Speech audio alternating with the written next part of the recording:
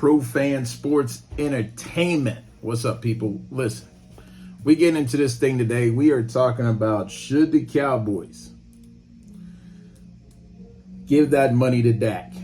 All right. Should the Cowboys give that scratch off to Dak? I'm the ultimate middle of the pack average quarterback. And unfortunately, I am going to have to say yes. But hear my reason. Okay, so Dak Prescott, 8 years Cowboys. No Super Bowl. No Super Bowl, not even an appearance. Joe Burrow got there, right? No conference championship. Even if you don't even get to the Super Bowl or you don't win the Super Bowl, it can't even win the conference championship, get the conference championship. No conference championship. And only 2 playoff victories in 8 years. 2. Uno, dos, 2. That's it, Dak Prescott. Okay. When you look at the Dallas Cowboys, if they were not to pay Dak his money, where are they going to go? Now, in my opinion, they could have went into this draft. But sometimes you got to look at the business of this thing. When you have so much money tied up into people, into these players, and when you already have a team that is competitive, I mean, they're regular season superstars. They all mad in regular season. It's just that they fall apart in the postseason. Green Bay put it on them. And someone said, is it Dak you should pay, Micah Parsons, or CeeDee Lamb? Who do you make a priority? I don't like Dak Prescott. Never had. But if you giving me these 3 with this team, and I still need to at least be where I am, you got to pay Dak. No disrespect to CeeDee Lamb. He makes plays. He's big time.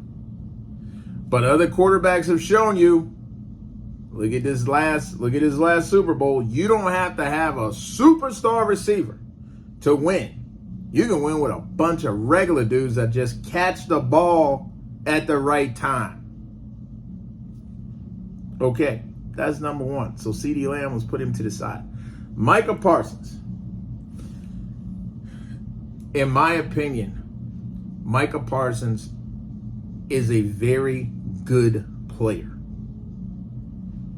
But I think we move extremely too fast trying to put people in star category. Now in the NBA, we talk about the playoffs is where you make your name, that legend. That's where you're going to make that money. You got to get to the playoffs in the NBA to show everybody you that dude. Okay?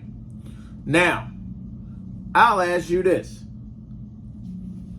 4th quarter, you got to have one of 3 dudes. Excuse me. You can have 4th quarter. I'm going to give you 3 names. Myles Garrett from the Browns. Browns is top-rated defense, NFL 2023. Chris Jones, Kansas City, or Micah Parsons. Now, I know a lot of you Cowboy fans and Micah Parsons fans want to say Micah for sure, and he's young, but he's not producing in the big moment like these guys. Chris Jones and Myles Garrett are hunting quarterbacks down, breaking up plays, and stopping the run. It's not that Micah can't do it. But if you go back and look at the tape, here's Micah in a lot of those plays. On the sideline, trying to catch his breath. He got to come out of the game. I noticed that the season before. I really noticed that last season. If you look at Micah Parsons, he is on the sideline looking for oxygen. Now, if you want to be the priority, then you got to make the play that changes the game. That's what I'm trying to talk about. Yes, he's a good player, but is he changing the game? Because with him, Dak has not gone any further than he already went before he came. They still not conference champions, not Super Bowl champions. They're doing the same Dallas Cowboys, see in the middle, stuff they do every year. So in my opinion, again, Dak Prescott, 8 years, no conference championships, only 2 playoff visits, and no Super Bowl. Not an appearance, not a ring, nada. But yet, Dak gonna get you through the regular season and get you in so you have an opportunity to maybe try to do something. He gonna get you further along. Now, if you take Dak out, you put another quarterback in my opinion, you guaranteed you're not gonna make it because you're not seeing quarterbacks. These defenses now are they're so young. They're way more athletically gifted and talented. And when you come into this league now as a quarterback, you have got to perform on an extremely high level to break through your first year. Because the game and the talent has changed. I do not believe in Dak Prescott, but at least I know with Dak, I'm going to get this level of ability. But if you take Dak off the Dallas Cowboys team, you taking steps back. I don't care. You can get another quarterback, but you will take steps back. You are going to take, you're not going to have a guy like CJ Stroud just come in here and start lighting it up. He's been a blessing to the league. Shout out to Houston. I would not make Micah Parsons a priority. I would not make CeeDee Lamb a priority. I would take care of Dak only if you are committed to keeping him and keeping that team where it is, just hovering. If you're trying to get better, you're probably going to have to get rid of him, take a step back, probably for a couple years, so that new quarterback can learn and propel you up. But I'm telling you, you cannot win in the NFL with a defensive guy that everybody wants to hype up. He ain't enough. You can't win with a receiver that gets frustrated because every ball don't get thrown to him. He ain't enough. You gotta have a quarterback.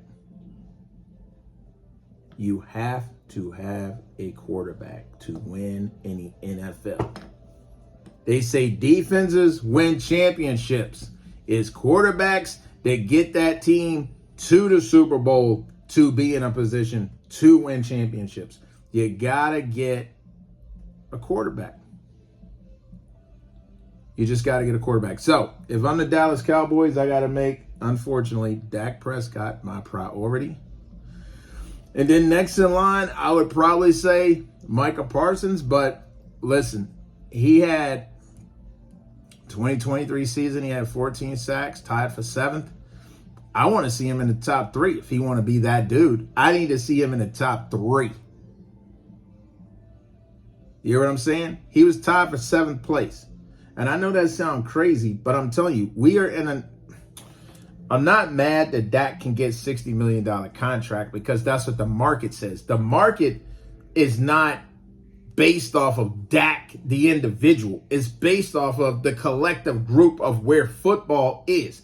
Dak is not worth $60 million. But you guys have heard the phrase, a rising tide lifts all boats, not some boats, all boats. So because Dak is in the league and the tide is rising, he is a beneficiary of the other dudes who are goosing the hell out of the market. Dak is a beneficiary, so you will have to pay him. But if you're sitting here paying somebody off of potential, save your money. Because the NFL has proven potential is not enough. Potential. Zach Wilson would have a Super Bowl if potential was enough for the Jets. I hate the way these guys. I wish it would go back to the old way where you get your little contract. Then if you get in the playoffs, you get a little bit more. You go deeper in the playoffs, you get a little bit more. You get to the Super Bowl, you get a little more. If you win, you get a little bit more. But you're enriching these guys so early. You gotta hope they care about the game, that they're competitive. I don't think any of these dudes are worth that level of money individually, because you can't do it without the other people. But the market is saying this is what Dak is worth. So if I'm the Dallas Cowboys, I got to eat that. But I'm going to the other side of the fence, and I'm telling Micah, you need to make sure we get these games. This defense, y'all need to be everything. But the Dallas Cowboys ain't done nothing in the offseason. Nothing. So this is going to be another season we're going to blame Dak for all of their ills. Dallas, y'all got to figure it out. Pay Dak. Tell them other guys they got to wait in line. If they pouting, tell them they still under contract. Bring your ass to work. Because that's what you signed a contract for. And another thing, enough of this holding out a year or 2 years. You still got a year on your contract. You got guys in the league holding out, not showing up to camp. That's some dumb stuff. That's just crazy to me.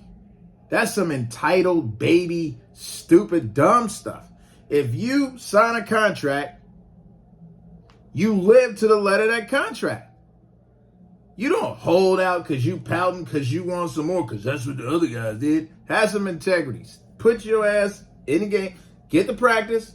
Get to the OTAs. Get to that preseason stuff. And show you deserve that money. But holding out and trying to play that game, that's dumb. I hate hearing these stories, and it's silly as hell to me. And then I watch these guys on the field and they don't make the game-changing plays. Guys, there's probably 5 plays that changes any NFL game. There's probably 5 major plays that changes any NFL game. Now you ask yourself, whatever guys that you like and you fans of and you support, are they the guys that's contributing to those 5 plays that probably change every NFL game? I named you 2 guys, Myles Garrett and Chris Jones, change games week in and week out. That's good money. Pay them dudes. Dak, get your money, play better, get your team to that conference championship, and get in a Super Bowl so we can stop talking about you. I'm out. Pro Fan Sports Entertainment. Have a good one. See you in the next one.